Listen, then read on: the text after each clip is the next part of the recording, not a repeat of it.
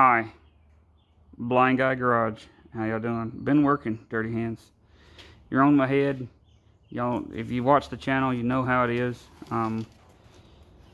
But I've been collecting parts. If you can tell about anything on that shelf, I like square bodies and Chevrolets and all that. And I've got a square body Suburban. It's the 85, red and tan. We call it Sombrero. But I don't know if this box has, I'm looking at it myself. Y'all just look at the floor. No, see right now the box don't have no name on it. It ain't showing you what's inside.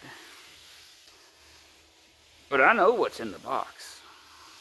And I'm going to show y'all. So I'm excited about this. Maybe that tells you something. I don't know. But this definitely will. So if you do know what this is, keep it a secret. Hold on, don't let nobody else hear you. I'm trying to let the rest of the class learn on it for a second. This is the LS Swap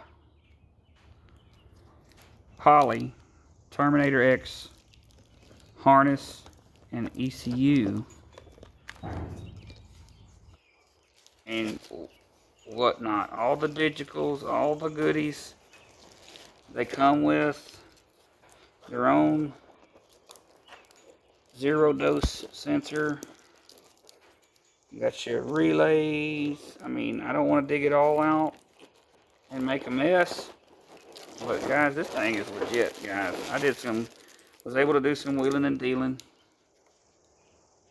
And I'm tickled about this. This is the one without the transmission control on it. Because I'm going to run an old school, more stuff. I'm going to run an old school, which I guess this would have been in a bag too. So it may have been already been dug into for a minute. And there's a box there. I'll dig it all out. I ain't done it yet, you know. So, but we're going to just put it right there. Put you right there. Be careful. I don't want to get it all untangled because I'll never get it tangled back. That is a very long, good Lord, guys, that's like 24 inches of wiring on your wideband O2 sensor. Okay. That little part right there is over $75, depending on what brand it is. So let's see here. We got another module of some sort. I'm going to let somebody who can read directions tell me what that is. Oh, Lord have mercy. How do they get all this stuff in the bag? It's going to be hard as Hades to get in there. It's easy to get into Hades, but let's see here. This is some kind of, I don't know, maybe that's for the bleep blooper, the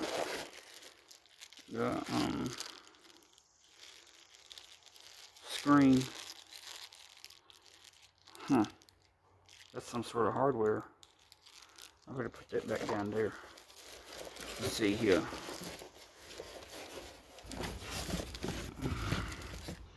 Tire machine is not a very good table.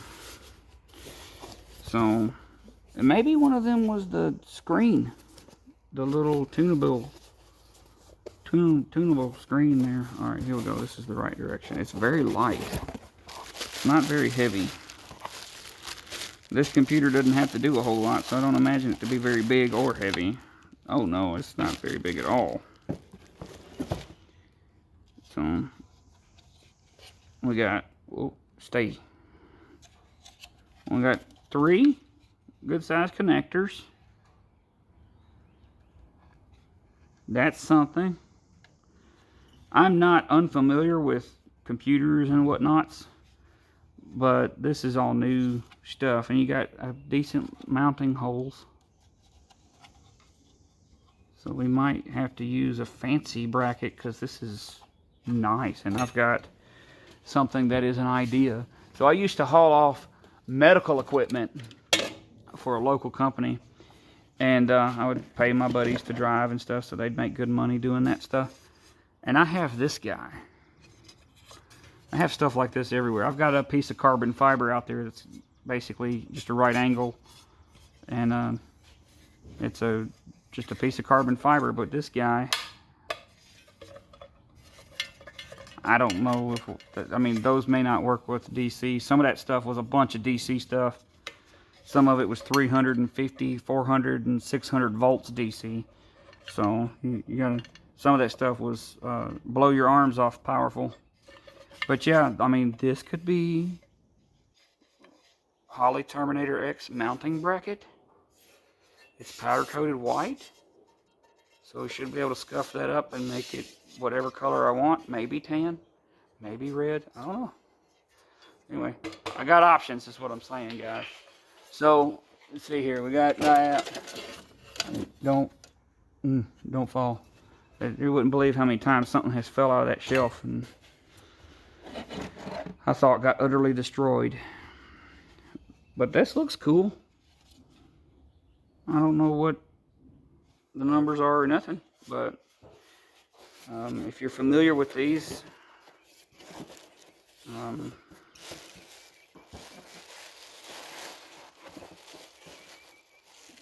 maybe comment below on what you think if you've had to deal with them before.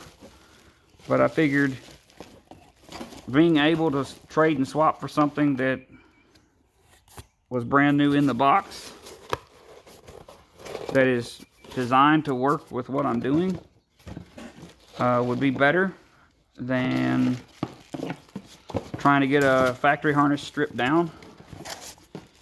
And if you don't know the project very well, I'm trying to do, this is a pigtail. Nope, it's a, yeah. That's a pigtail.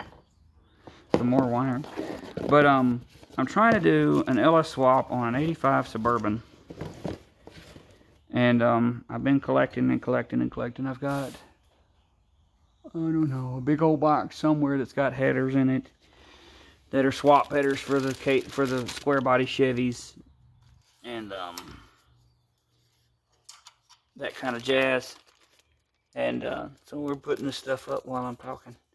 But so yeah, and I mean, I'm trying to do the whole swap because everything I'm seeing, these guys, some guys are spending just bundles and bundles of money, just thousands of dollars. And I'm just trying to comprehend why we're going to spend, if it's 10 grand to do the swap, are you really doing any good? Because if you're spending that kind of money on a swap, I mean, how much is your truck worth, you know? Is it really all of that? Then I got to doing some research. You can strip down a factory harness, which I have. You can make your own mounts, which I can, and a lot of that stuff. So I mean, that's all cool.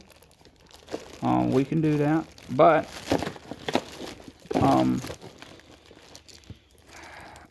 the brackets were just ridiculously cheap.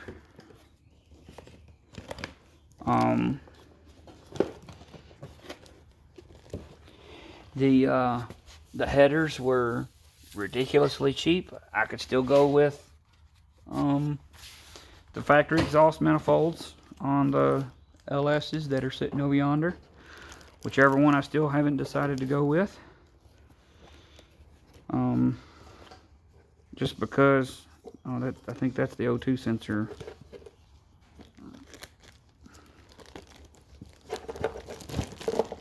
Yeah.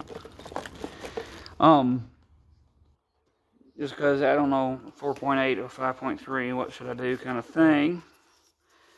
I've got a S10, a square body S10, that I would love to put the 4.8 in, I think is what I'm going to end up doing, and then only after I've done the swap-a-rooney on the square body, because the square body is going to be a daily, and I need it to get good fuel mileage and stuff, because I got a bunch of kids and they got to go places, and most people don't have. About knocked that off, and I caught it with my fingers. and they don't have most of the people that help me don't have a vehicle big enough to hold my family, and so. But yeah, over here by the stack of tires, because if you have a tire machine, you're gonna have a stack of tires. So, but yeah, there's two motors sitting right there. One's a 4.8 later model drive-by-wire 4.8, and one's a 5.3 cable throttle body 5.3. So I'm thinking we're gonna go with that, and in the red Suburban, and then go with the 4.8 in the little blue S10 that had a V8 in it back when I was in high school, and I could drive, and it had a pretty gnarly 400 turbo in it. Reverse manual valve body, Kevlar bands and clutches, stock planetaries though, 4,000 stall converter, little bitty guy, and trans brake. It had a little bit of everything. It came straight out the race car. I was driving the street with that thing. But I think that'd be cool to put behind the 4.8, and then maybe play with the turbo at some point. I would love to do that. Maybe use manifolds and everything. Do it the cheap way, like Death Wish did on an S10. But yeah, that's it, guys. I actually got the Holley Terminator X system there, the little guy, and I think that'll make a huge difference in making that swap go a lot easier than using a company, because by the time a company to strip down a harness, because by the time I do by the time I get a factory harness stripped and brought and sent back and everything, that seems to be the rate is somewhere around $300 to $500. I'll barely have that in a Holley Terminator X because of all the swapping and trading I was able to do with this fella. You know who you are if you watch the video.